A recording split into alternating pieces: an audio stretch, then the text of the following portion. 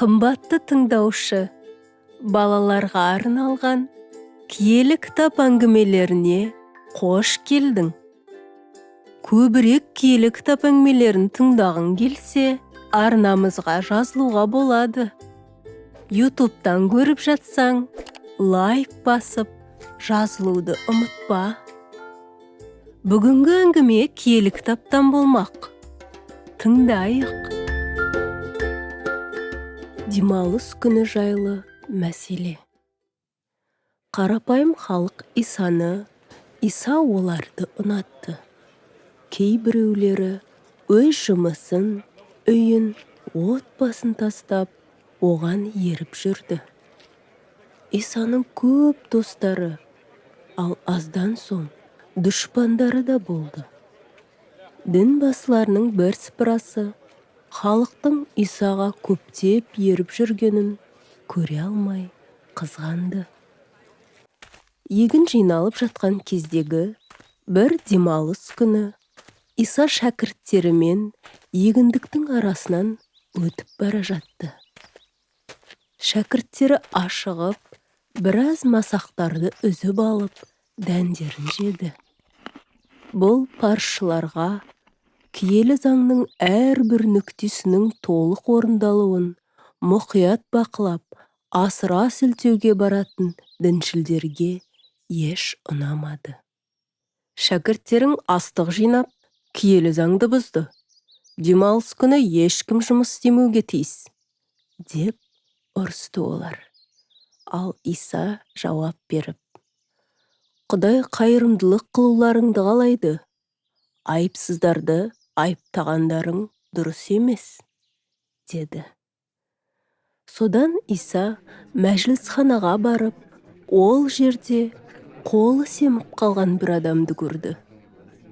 Парызшылдар Иса осы адамды жаза ма, жоқ па қадағалап тұрды.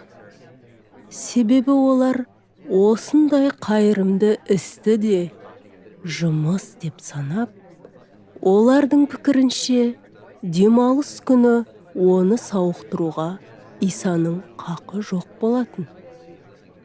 Олар оған мынадай сұрақ қойды. Ауруларды демалыс күні сауықтыруға бола ма? Демалыс күні болса да, адамдар шұңқырға құлап кеткен қойын шығарып құтқарады. Ал қойдан гөрі адам әлде қайда артық емес пе? Сондықтан демалыс күні жақсылық істеуге болады, деді ол. Содан Иса ауру адамға, қолыңды созшы, деді. Сол сәтте ақ оның қолы құлан таза сауығып кетті.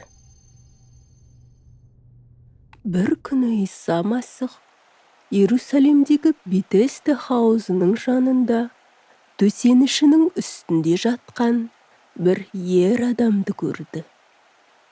Ол 38 жылдан бері ауырып жатты.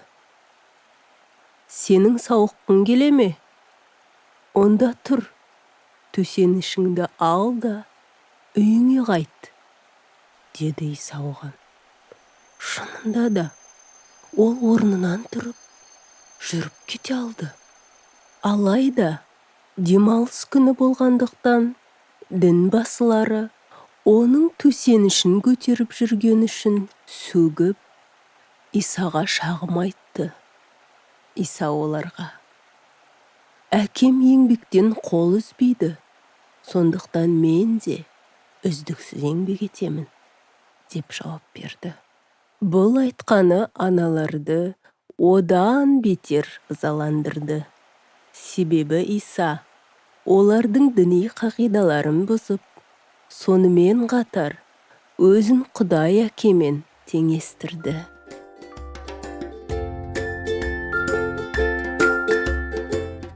Осы киелі кітап әңгімесін тыңдағаның үшін рахмет. Жүрегіңде, санаңда қалсын. Кездескенше.